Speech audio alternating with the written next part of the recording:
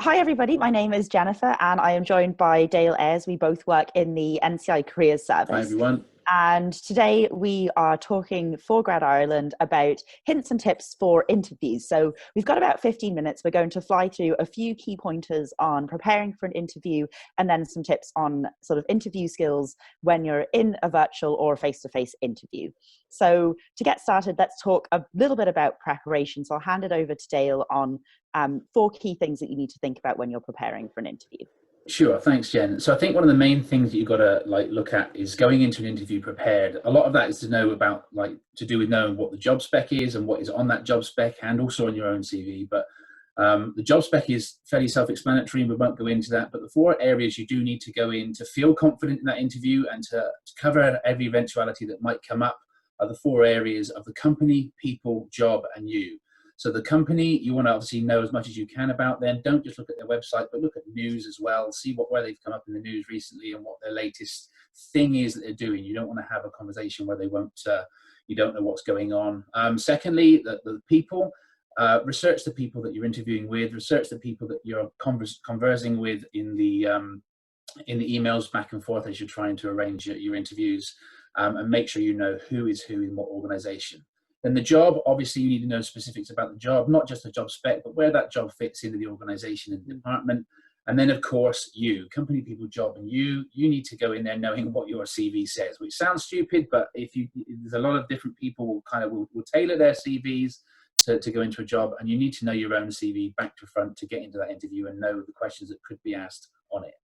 Yeah, absolutely. So once you know all of that information, some key things about practicing. So when you're going into an interview stage, it's really important to understand that effectively communicating is about three things. It's about body language, tone of voice, and then the content of what you're actually saying.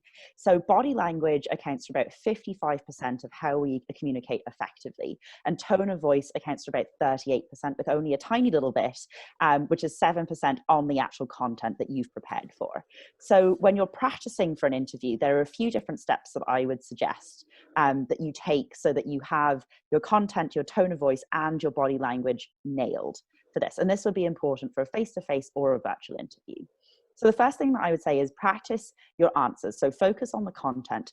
Are the answers of the questions correct? Do they follow a STAR format if they're a competency question? Do you know your CV inside out? Practice writing all of those things down and then practice saying them aloud. If you can, and if you're confident doing it, go into a bathroom and practice saying your answers in front of a mirror, because then you'll get to see what your body language looks like, whether you have any little tics, do you play with your head, do you fiddle with an earring, anything like that, that you can cut out quite easily, because those body language things are distractions. The next step that I would suggest, and this is definitely if you've got a bit of time, is record yourself just on your phone, turn it on and record yourself answering the question. When you play it back, turn off the sound. We're not concerned about the content of the answer, and we're not concerned about the tone of voice immediately. You're just looking again for your body language. Are you moving your head around too much? Do your eyes tend to wander? Look at those body language elements and then fix them. Record the answer again, and then if you're brave enough, play the volume aloud and listen to your tone of voice. Are you engaging? Are you smiling? Do you sound earnest, passionate, and enthusiastic when you're giving that answer? And then record it again. And in your last recording, think about, is the content good? Do I say a lot? Do I say okay a lot? Do I have weird pauses? Is the content of my story answering the question? Do I have a good tone of voice? And is my body language appropriate for an interview? And those would be the kind of key steps, depending on how much time that you have, I'd go through. But recording yourself is really, really a top trick that I'd highly recommend that you do. And when you're recording yourself, and and especially this is obviously the case for online interviews, you need to make sure your camera setup is good. It's no good in sort of making sure that you've got a good facial expression if they can't see you properly on the camera, or if they're distracted by things around you. So try your best to make sure, first of all, that your background is fairly neutral. The background I've got behind me, there's not too much. I've got a plant growing on my shoulder, and that's about as distracting as it gets. So try and keep your background fairly neutral. You don't want washing hanging up in the background. You don't want posters or dirty plates or anything. You want it to look kind of professional. Everybody gets you're probably working from home or whatever, but try to make it plain. And also try to make sure, if you've got light behind you like I have here, like a big skylight, you need to make sure that you've got as much light in front of you as you do behind to counterbalance it. Because if I turn these lights off, my face starts to get dim. And depending on how well your camera works on your phone or on your laptop, as it should be when you're on an interview, it can be really different. So make sure, and as well, don't have your camera low. Nobody wants to be looking at your nose. So try and keep it as close to eye level as possible, as much light in the background as possible, and keep your background kind of plain and simple and non-distracting. And also make sure that you dress for the part. You've got to set yourself up like you would for a normal interview. So no t-shirts, shirt and tie at a minimum. Yeah, absolutely. And definitely check your sound. Some computers don't record sound very well. So I have headphones in today because of that exact reason. So make sure that you test that with a friend before you try and go into an online interview. Okay, let's move on. Just so that's the kind of preparation side of things. What in terms, Dale, in terms of just general interviewing, what are some key things to think about when you're actually in an interview itself? In an interview itself, I would say that whether it's online or in person, I'd say there's two kind of things that I always tell people to do. First of all is to repeat people's names. As soon as you go in and you're introduced to somebody, everybody does it. You're so nervous, and you might end up going having been introduced to somebody and then forget immediately who they are or forget their name, and then for the rest of that interview, please don't get to the situation where I've got to say your name. So if you repeat their name at least once, but preferably twice, if you repeat their name back to them while you're being introduced, then you're more likely to remember their name, and also they're more likely to pay attention to you.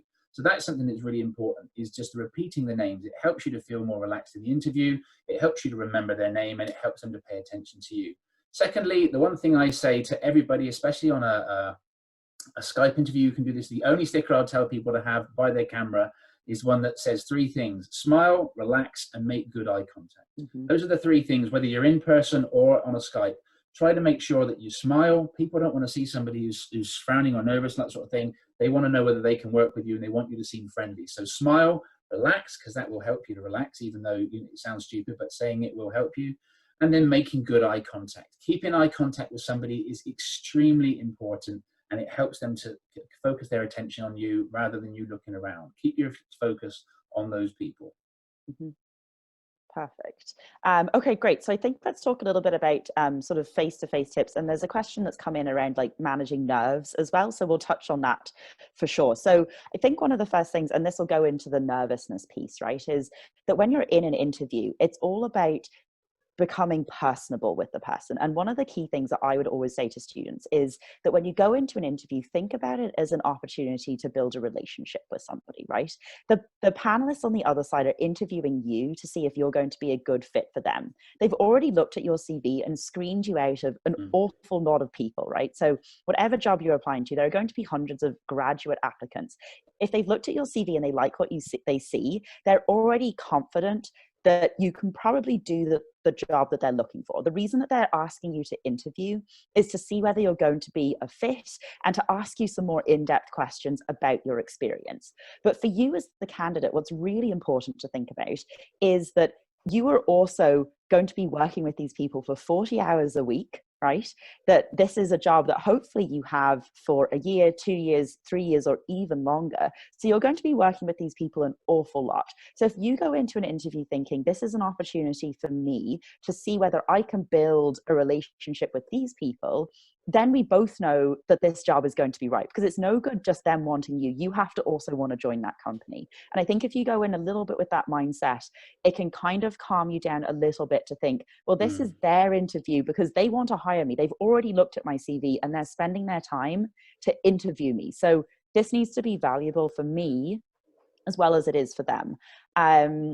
If that's kind of maybe again, a little bit difficult for you to think about, or maybe you're not a super extroverted person, I would say, especially for people that are maybe a little bit quieter, it's not always just about being bubbly and super yay. It's about being passionate about what you do, about being well spoken and taking time to think about the answers, right? Because if you're going for a job that you're actually, do you know what, I quiet until I say the right thing, then take your time and say the right thing. Don't try and be something that you aren't naturally good at, because ultimately, if you can demonstrate that quality, and that's a quality that they think is going to go well in that team, then they're going to hire you over you trying to be somebody that you aren't. So absolutely just be yourself, and remember that this is an interview in the reverse sense as well.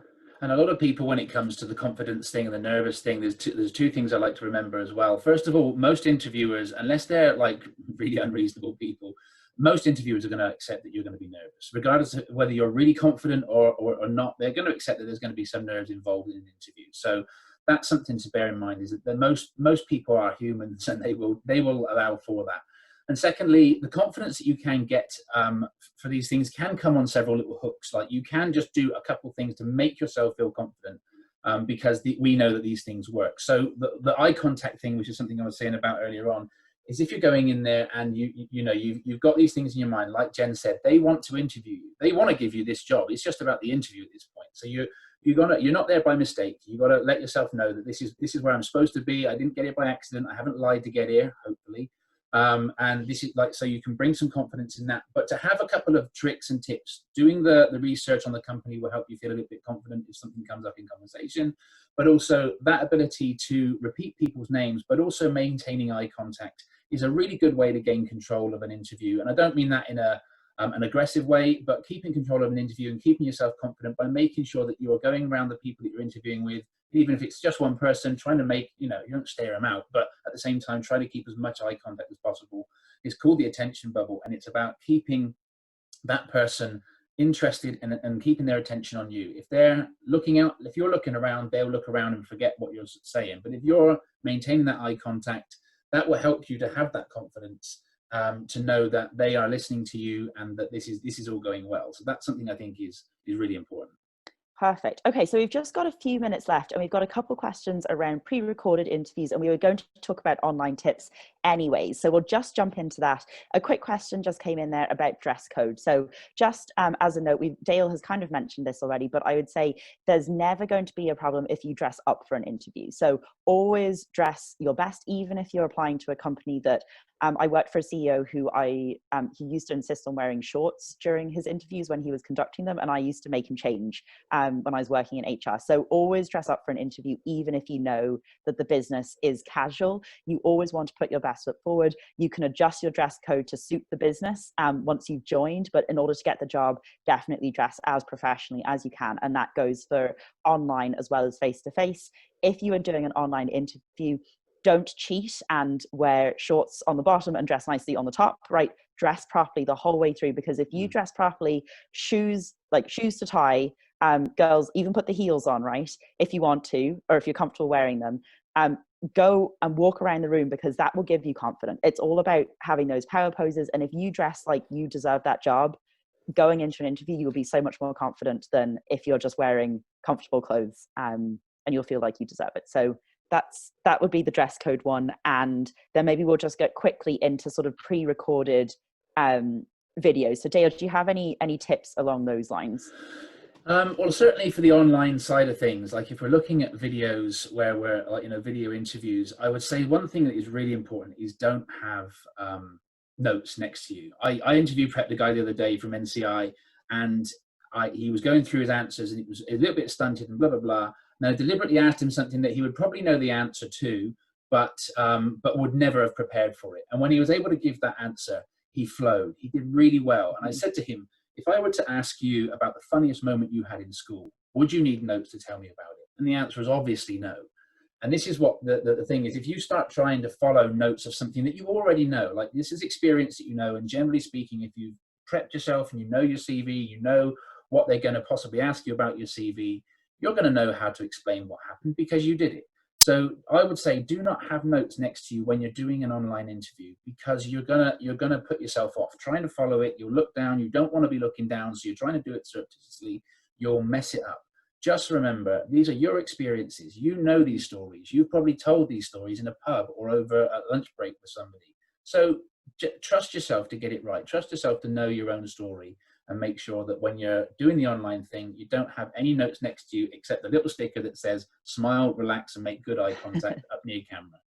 Absolutely. So we just have a couple of minutes. So I'll just talk about two things really quickly. So on the sort of pre-recorded interviews, so usually these sessions, the companies tend to only ask like maybe 3 to 5 different questions. So what I would say in terms of preparing is make sure that, similar to a real live interview, that you know the answer to why do you want to work here? Why do you want this job?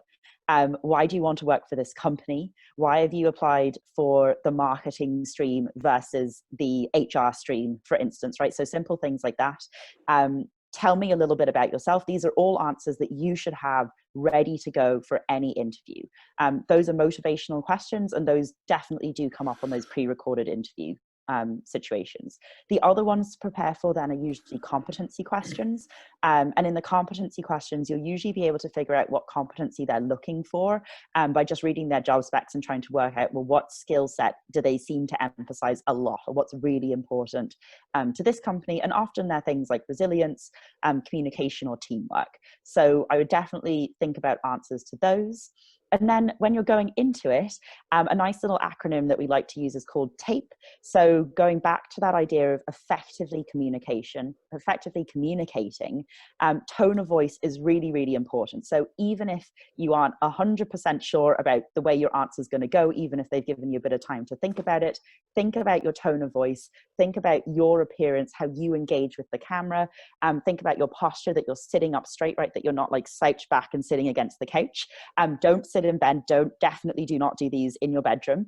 And then contribute to it, be engaged, and look like you've put in effort in terms of preparing for the interview, that you know what the job is, you know who you are, that you've read through your CV, and that you're putting everything you have into actually completing the video call. So don't, even if you're struggling, try not to drop off of it until the time is done, right?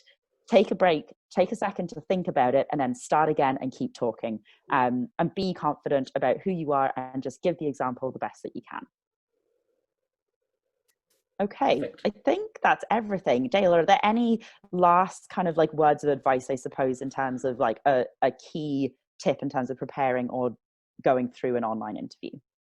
I think there's a thing to remember is don't worry about the underconfidence. Don't worry, like confidence is a myth anyway. Most people pretend at being confident until they become confident. So just fake it. Pretend that you are confident, and sooner or later you'll end up being confident in these sort of things. It's not quite as straightforward as that, but we've only got seconds here. But a lot of that is just understanding that everybody that goes into these things are nervous. Everybody that is hosting these things knows that people are nervous. And you should certainly know that if you've done the preparation for this, if you've tried your best, then you should be able to go in there knowing that you belong there. That's where you should be right now, and they want you there. So take confidence in that. Take confidence in your techniques and your research and your preparation for it, and you should be fine. Yeah, perfect. Thank you so much. Okay, well, look, thank you everybody so much. So again, my name is Jennifer Kwan, and I'm here with Dale Ayres. If you'd like to ask us any questions, I think both of us will be in the CV clinics later on, so you can find us through NCI and check us out with our career conversation and things